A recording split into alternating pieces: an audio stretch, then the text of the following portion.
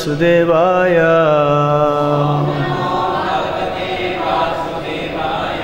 Om Namo Bhagavate Vasudevaya. Om Namo Bhagavate Vasudevaya. Om Namo Bhagavate Vasudevaya.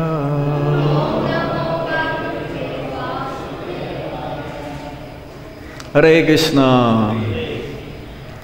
So today is most auspicious day, being the appearance day of Lord Nrsimhadev. We're going to read from the 5th canto of the Srimad Bhagavatam, chapter 18, where the residents of Jambudvip offer prayers to different manifestations of the Supreme Lord. Lord Nrsimhadev's feature, or his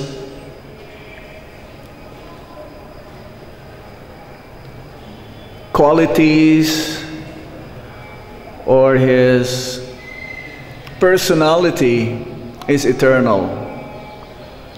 They always exist in the spiritual world. So the Jambudvip residents, they offering prayers to these different avatars of the Supreme Lord. And here, there's a series of prayers. There's like 4 or 5 texts or slokas, but we choose this text number 9.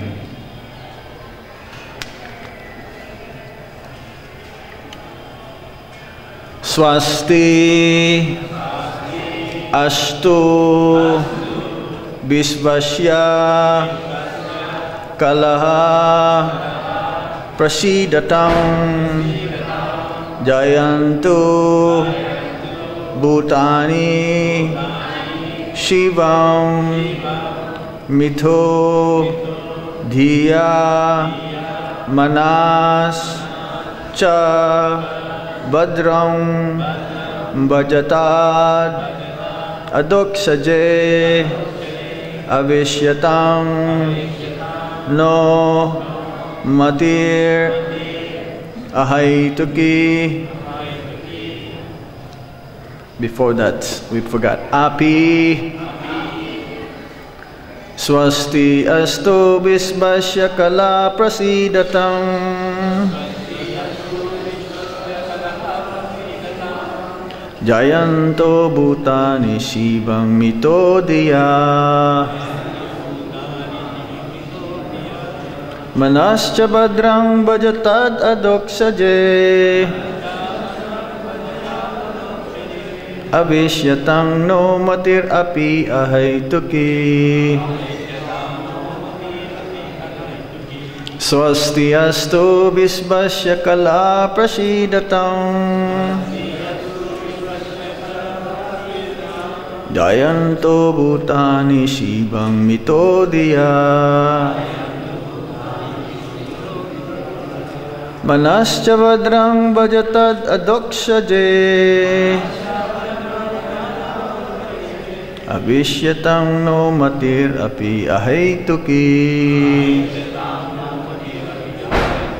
Swasti astu visvasya kala prasidatam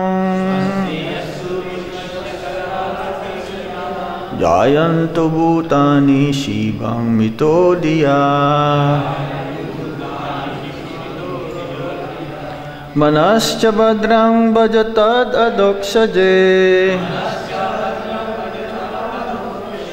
Avishyatam no matir api ahaituki.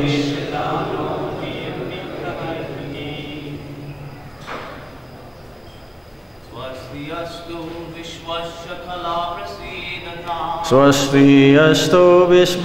kala prasidatam Jayanto bhutani shivam mitodiya Manascha bhadram bhajatad adoksaje Avishyatam no matir api ahaituki.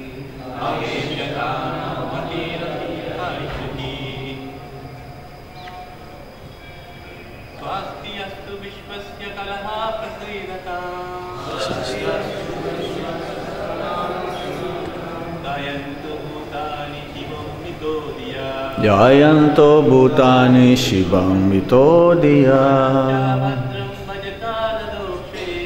Manascha Badram Bhajata Dadokshaje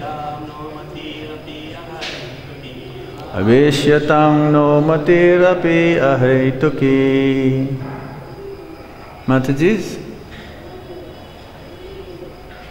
Somebody else?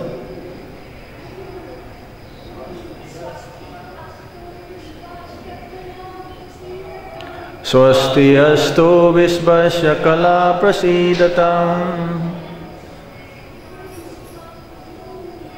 Jayanto Bhutani Shivam Mitodiya Manascha Badram Bhajata Dadokshaje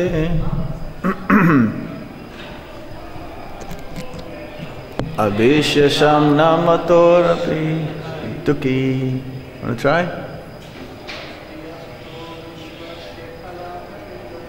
Swasti astu visvasya kala prasidatam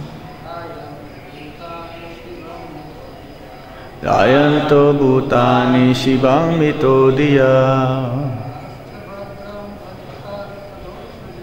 Manascha Badram Bhajata Dadokshaje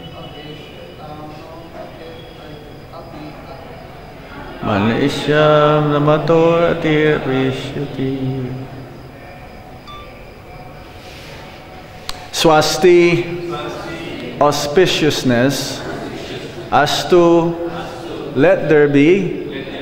Vishvasya, of the entire universe. Kalaha, the envious. Almost everyone. Prasidatam, let them be pacified. Dhyayantu, let them consider. Bhutani, all the living entities. Shivam, auspiciousness.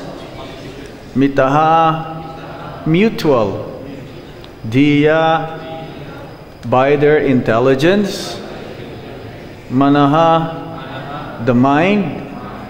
Cha, and Badram, calmness. Bhajatat, let it experience. Adokshaje, in the Supreme Personality of Godhead, who is beyond the perception of mind, intelligence, and senses. Avishyatam, let it be absorbed. Naha, our. Matihi, intelligence. Api, indeed. Ahaituki, without any motive. Translation and purport by His Divine Grace Srila Prabhupada. Srila Prabhupada ki jai. May there be good fortune throughout the universe, and may all envious persons be pacified. May all living entities become calm by practicing Bhakti Yoga, for by accepting devotional service, they will think of each other's welfare. Therefore, let us all engage in the service of the Supreme Transcendence Lord Sri Krishna and always remain absorbed in thought of Him. Srila Prabhupada's purport. The following verse describes a Vaishnava.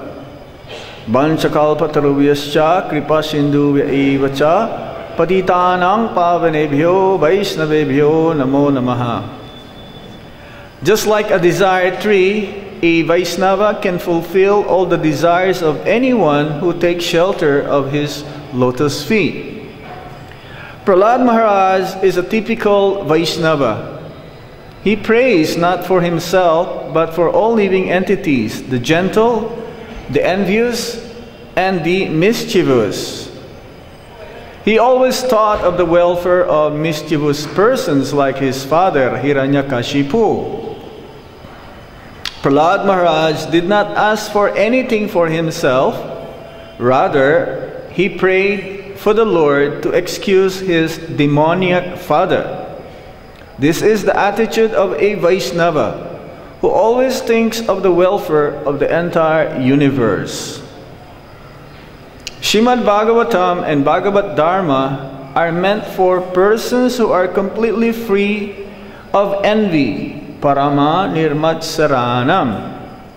Therefore, Prahlad Maharaj prays in this verse, Kalaha prasidatam. May all the envious persons be pacified. The material world is full of envious persons, but if one frees himself of envy, he becomes liberal in his social dealings and can think of others' welfare. Anyone who takes up Krishna consciousness and engages himself completely in the service of the Lord cleanses his mind of all envy. Manas chabadram bhajatad adokshaje. Therefore, we should pray to Lord Nishingadev to sit in our hearts. We should pray, Bahir Nishingho, Hidaye Nishingha. Let Lord Nishingadev sit in the core of my heart, killing all my bad propensities. Let my mind become clean so that I may peacefully worship the Lord and bring peace to the entire world. Srila Vishwanath Chakrabarti Thakur has given us a very fine purport in this regard.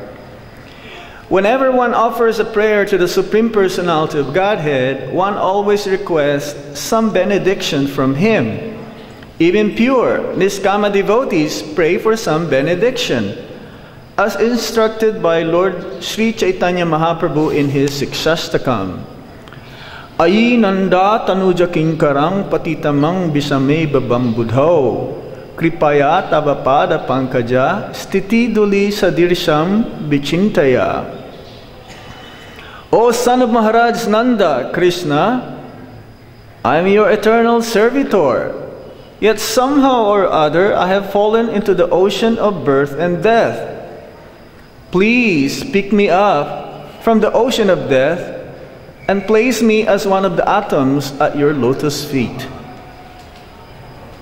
In another prayer, Lord Chaitanya says, Mama janmani janmaniswari babatad bhaktir ahai tukhi tvaye. Life after life, kindly let me have unalloyed love and devotion at your Lordship's lotus feet. When Prahlad Maharaj chants Om Namo Bhagavate Narasimhaya, he prays for a benediction from the Lord. But because he is also an exalted Vaishnava, he wants nothing for his personal sense gratification. The first desire expressed in his prayer is Swasti Astu Vishvasya. Let there be good fortune throughout the entire universe. Prahlad Maharaj thus requested the Lord to be merciful to everyone, including his father, a most envious person. According to Chanakya Pandit, there are two kinds of envious living entities. One is a snake, and the other is the man-like Hiranyakashipu, who is by nature envious of everyone, even of his father or son. Hiranyakashipu was envious of his little son Prahlad, but Prahlad Maharaj asked a benediction for the benefit of his father. Hiranyakashipu was very envious of devotees, but Prahlad wished that his father and other demons like him would give up their envious nature by the grace of the Lord and stop harassing the devotees. Kala prasidatam. The difficulty is that the kala, envious living entity, is rarely pacified. One kind of kala, the snake, can be pacified simply by mantras or by the action of particular herb. Mantrasadhi vasa sarpa kalakena nivaryate. An envious person, however, cannot be pacified by any means. Therefore, Prahlad Maharaj prays that all envious persons may undergo a change of heart and think of the welfare of others. If the Krishna consciousness movement spreads all over the world, and if by the grace of Krishna everyone accepts it, the thinking of envious people will change. Everyone will think of the welfare of others. Therefore, Prahlad Maharaj prays, Shibhang mito diya.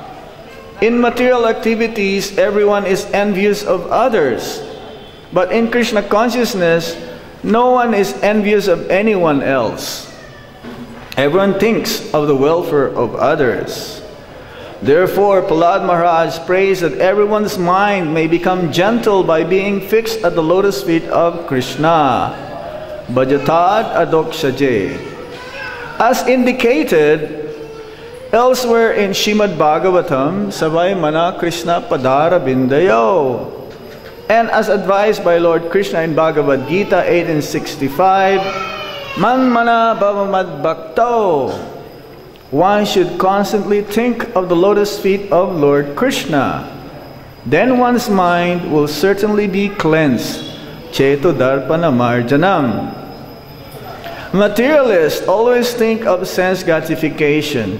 But Prahlad Maharaj prays that the Lord's mercy will change their minds and they will stop thinking of sense gratification. If they think of Krishna always, everything will be all right. Some people argue that if everyone thought of Krishna in that way, the whole universe will be vacated because everyone would go back home, back to Godhead. However, Srila Vishwanath Chakrabarti Thakur says that this is impossible because the living entities are innumerable. If one set of living entities is actually delivered by the Krishna consciousness movement, another set will fill the entire universe. Om Ajnana Timirandasya Gyananjana Shalakaya Chakshurun Militam Yena Tasmai Shri Gurave Namaha. Sri Chaitanya Manovistam Stapitam Yena Bhutale Swayam Rupa Kadamayam Dadati Swapadantikam.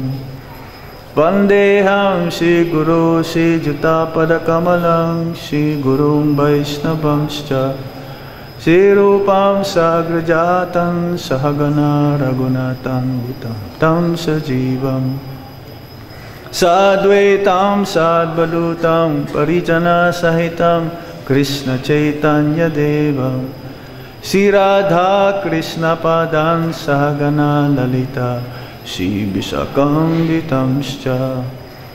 He Krishna Karuna Sindho Dinabandho Jagatpate Gopesha Gopika Kanta Radha Kanta Namostute Tapta Kanchana Gaurange Radhe Vrindavanesware Vishabhanu Sute Devi Pranamami Hari Priya. Vanchakalpatarubhyascha kripa sindhubhyaevacha patitanam pavanebhyo vaishnavebhyo namo namaha. Jai Shri Krishna Chaitanya Prabhu Nityananda Shri Advaita Gadadhar Sivasadi Gaura Bhaktavinda. Hare Krishna Krishna Krishna Hare Hare Hare Rama Rama Rama Hare Hare.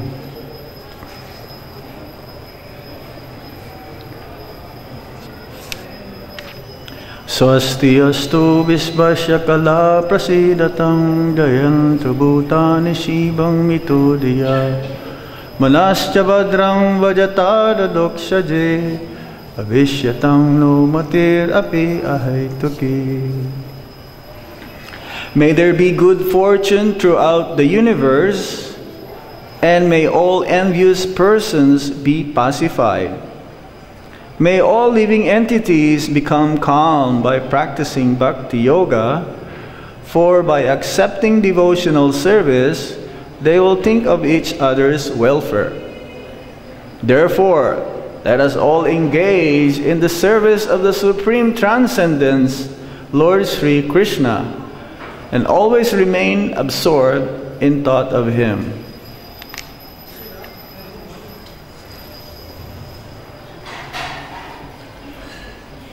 This prayer is by the residents of Jambudvip. This includes actually pure devotees. Only pure devotees of the Lord can pray like this. The mentality of a pure devotee is for the benefit of everyone. He doesn't think anything for himself. Just like Prahlad Maharaj. Prahlad Maharaj is a Mahabhagavat, topmost Vaishnava, the supreme Vaishnava. And Prahlad Maharaj, his story actually was part of Puranas, great ancient history of our world. It happened millions of years ago after the creation. And it goes back even the time when the four Kumaras, four sons of Lord Brahma, they disobeyed the orders of their father, Lord Brahma. Lord Brahma wanted them to become grihastas, but they said no, no way. It says in the purport that this is the only one instruction from the spiritual master where the disciple can disobey.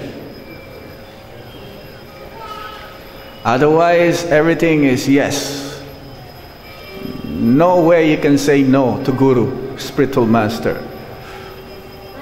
So these four Kumaras, they were just young boys because they didn't grow up because of being celibate, and decided one day that they will go to Vaikuntha Loka. Actually, they were roaming all over the universe, but somehow or other they ended up in Vaikuntha. In Vaikuntha there are 7 doors. It's like in Sri Rangam. We went there one time. Before you have darshan of the Lord, you have to pass through many doors. So when they enter the last door, there were 2 gatekeepers, Jai and Vijay. And they misunderstood these personalities, merely like 5-year-old boys. What are you doing here? You're not supposed to be here. Oh, you cannot enter. No, you're not qualified. The 4 Kumaras are Brahma buddies. They're impersonalist, but they're very highly advanced. And of course, they're very powerful as well. Says, you cannot stop us. You don't understand who we are. And so they curse. The 4 Kumaras curse these doorkeepers, Jai and Vijay, that will take birth in the material world. Take birth in the material world. And Lord Narayan, he was actually knowing what's going on. But he didn't stop the four Kumaras from cursing his servants, Jai and Vijay. It is the responsibility of the father or the guru or the king, the actions of the subjects. If something wrong was done by the subjects, it is the father or the guru who will take the responsibility. So Lord Narayan gave them choice. I cannot retract the curse that was given to you. Now you have a choice. Take birth 7 times as my devotee, or take birth as demons 3 times only. So Jai and Vijay, they try to calculate.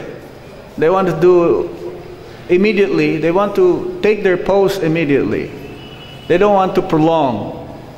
So they don't mind, even though they're devotees of the Supreme Lord, they don't mind becoming demons.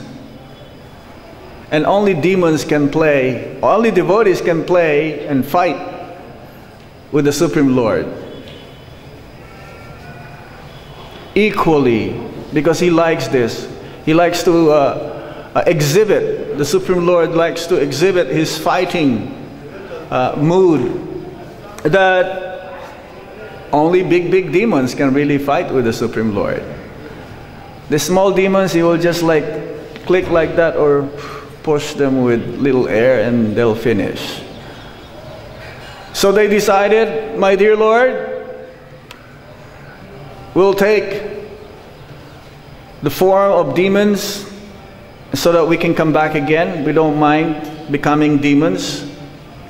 But after 3 births, as you promised, we'll come back.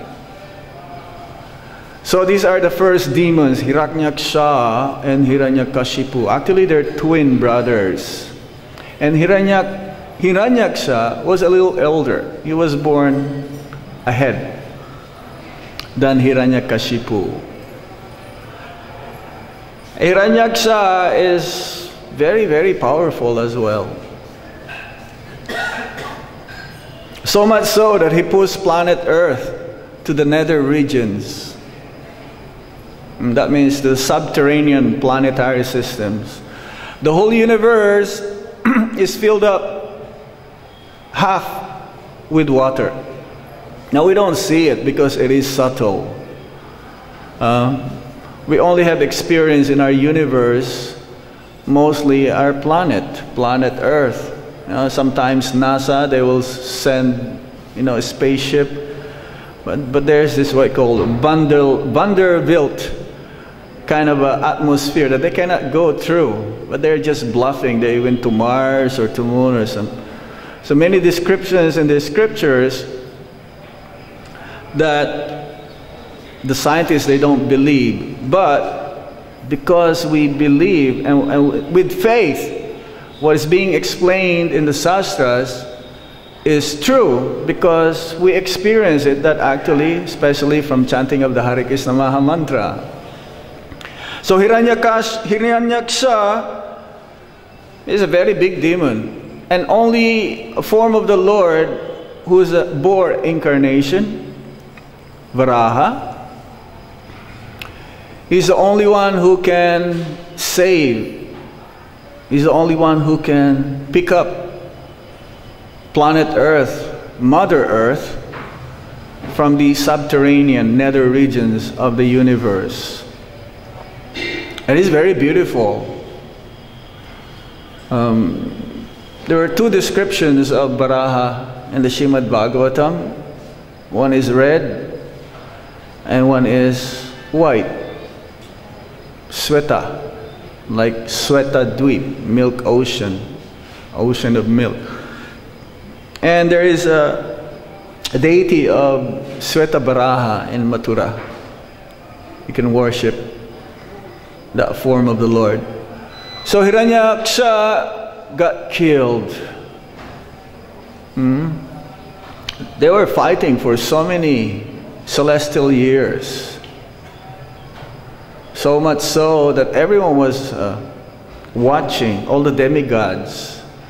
But ultimately, the end of Hiranyaksha came upon, and so Hiranyakashipu and his family members, mainly the family members of Hiranyakashipu, was left behind. And they were so much aggrieved, so much so that they cannot believe what happened.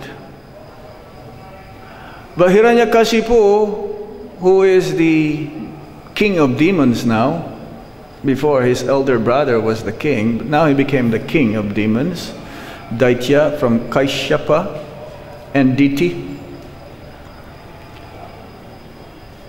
pacify the family members. Pacify the family members because he knows the science of the soul. He understands that the body is temporary, soul is eternal, and actually the soul doesn't die when the body dies. It just continues on. After death, it takes another form. Hiranyakashipu was so expert in the Vedas. He knows. He knows the Vedas. But only one thing that he doesn't accept: the supremacy of the Supreme Lord. That's why he's a demon. Prabhupada says there are always, since time immemorial, there's always two classes of men: a demon and a devotee. The difference is that devotee, they accept the supremacy of the Supreme Lord, and the devotees accept and follow the instructions given by the Supreme Lord through the scriptures and through his bona fide representatives. Now the demons, no, they don't accept. They know though that there is God, but they just don't accept his supremacy. They don't follow his instruction. And they are very fond of sense enjoyment, materialistic to the highest degree. Materialist means one who has many material desires, and he thinks that I will enjoy as much as I can till the end of my life. This is material desires. There is no end to material desires. The only way that one can stop material desires is by chanting Hare Krishna Maha Mantra. This is the only cure, Srila Prabhupada says. So Hiranyakashipu, he told the story of King Sayagya, and that because he died and many of his wives, they were all crying. Just like his family members, they were all crying because Hiranyaksha got killed. And the crying of the wives, the queens of Sayagya, King Sayagya, was so loud that it reached the abode of Yamaraj. So Yamaraj was thinking, what's going on here? How come it's too much grief, lamentation? So Yamaraj, he went down and he disguised as a boy, a young boy. And as a young boy, he was astonished. Why are you lamenting? Don't you understand that this body is temporary? You're also gonna die. Someday, everybody's gonna die. Old, when you get old, you'll die. As Prabhupada says, old means when you're about to die. Even a young, newly born child is already old if that young child will die. And these things happen. So Yamaraj, as a young boy, told the story of Kalinga birds. The Kalinga birds, a family of birds, and there was a hunter. The hunter captured the husband, and the husband got pierced by an arrow to the heart. That died also. But then, because everyone was like trying to get relief, they need protection also. So the wife followed the husband, and the wife also died, and everyone died. So with this story, Yamaraj convinced the wives of Sayagya that you don't need to worry, because the soul is eternal. And with this story also, Hiranyakashipu, he also convinced about the eternality of the soul to his family members. But then now, Hiranyakashipu was so much enraged. He wanted to revenge the death of his brother. In his heart is burning to kill Lord Vishnu. He decided that actually, I want the position of Lord Brahma. He started to perform austerity, so much so he was standing on his toes and his arms are raised like this. But due to his austerity, he was performing austerity for 60,000 years. Now, in those ages, Satya Yuga, people used to live for 100,000 years. And much of those, or more of those years, they are comprised of performing austerities. He says 100 years. That's 100 years of the heavenly planets. Because their one day is our 6 months. So that 60,000 years is like our years. But it's 100 years in the heavenly planets. And the yogis, they can perform this astounding austerity, so much so that even if their body has been eaten by termites and ants, even just by bones, they can live. Now we cannot even bear one bite of an ant. Right? An ant's bite is so painful, you want to cry sometimes. Or a mosquito. But Hiranyakashipu, he was so persevere in his austerity because he wants to attain immortality. He does not want to die because he knew that if he is not going to die, Lord Vishnu cannot do anything about him. So Hiranyakashipu, his body was eaten by ants. You cannot even find his body anymore. And there was some fire emanating from his head. This is the austerity, so severe. The whole universe was trembling, shaking. And everyone was feeling so hot. Just like a few hours from now, you cannot stand outside. You need an umbrella or a hat. But the heat that Hiranyakashipu emanating from his head is 1,000,000 times. You cannot have a first class, very high advanced air condition. You're still gonna get scorched by the fire emanating from his head. So everyone was disturbed, especially the demigods. So they came to the abode of Lord Brahma, and Lord Brahma, he figured out the only solution is to come down and check on Hiranyakashipu, who's performing austerity in Mandara Hill. But when he came to Mandara Hill, he cannot find Hiranyakashipu. He was looking everywhere. Where is he? He's supposed to be around here. Because his body was covered with mound of sand. It became, like it's too long. It's like weathered. It's like, here we have dust storm.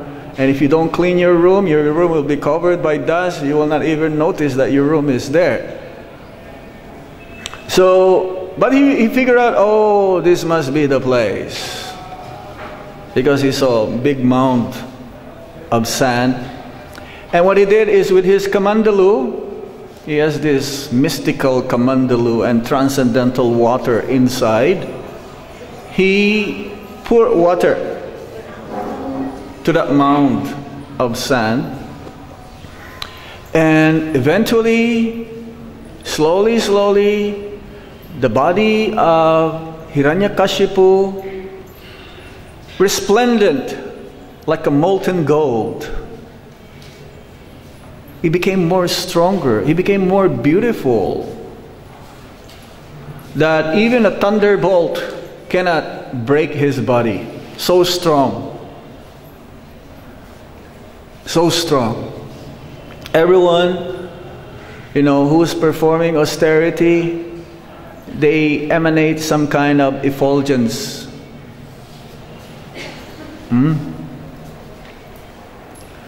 So, Hiranyakashipu, when he saw Lord Brahma, he offered his dandavats and glorified Lord Brahma. He glorified Lord Brahma as if Lord Brahma is the Supreme Personality of Godhead. He will not accept Lord Vishnu as the Supreme Personality of Godhead, but he will accept Lord Brahma, who is the secondary creator, the engineer of this material world, of this universe, as the Supreme. Because he knew that Lord Brahma came here to give me benediction. The demons, they ask benedictions. They perform austerities, and they ask benediction to prolong their material existence so that they can enjoy more or to hold a very big position. How many demons ask Lord Shiva for benedictions? They perform so much austerities, and they will ask, and Lord Shiva will give them as well. Ashutosh, easily pleased. And Lord Brahma was asked by Hiranyakashipu that I want to become immortal, I don't want to die. But Lord Brahma says that I cannot give. I myself has to die one day. So how can I give you this boon? Ask anything. So Hiranyakashipu was very clever. Demons are very clever for their own benefit. So he asked Lord Brahma that I may not be killed by any living entity you have created. No creature that you created will be able to kill me. Yes, either day or night, either outside or inside, either in the sky or the ground. No weapons can kill me. Yes, yes, yes, yes. Neither animal nor man. Yes, yes. In this way, he thought that he's able to trick. He's able to trick Lord Brahma. But Lord Brahma was given intelligence. All of our intelligence coming from the Supreme Lord. And Lord Krishna is the ultimate cheater. You cannot cheat. You cannot do any tricks to Lord Krishna. We may think that we are able to trick Krishna or cheat Krishna or cheat his devotees? Krishna cannot be. He knew how to trick you better. Or cheat you better. For your benefit anyway. So, after that boon was given, the Lord Brahma left, and Hiranyakashipu, he took the position. He became more powerful. He became so powerful that he thinks that I am now immortal. I can do anything, everything I want. And so much so that he took over the position of King Indra. Because he is the king of the heavenly planets. Everyone was bowing down to him. All the demigods, they're serving him. Hiranyakashipu was sitting, he was so intoxicated by good smelling wine, and especially his mentality, thinking that now I am the supreme. No one can conquer me. There's only two personalities who did not bow down to Hiranyakashipu. Lord Brahma and Lord Shiva. They're the only two demigods who did not bow. But everyone was practically, they're like menial servants. So, it is mentioned that when Hiranyakashipu was performing austerity, the demigods, they took advantage of this, and they kidnapped Kayadu, the wife of Hiranyakashipu. They were thinking that inside the embryo of Kayadu is another demon. And he could be more powerful than his father. So let's kill him. We will only kill him after Kayadu will give birth to this person. And we will release Kayadu. So, immediately, the transcendental spaceman, not spaced out man, spaceman, Narad Muni, came into the scene. Because this is Narad Muni is like this. He doesn't need a passport or visa to go anywhere. He can go to the spiritual world,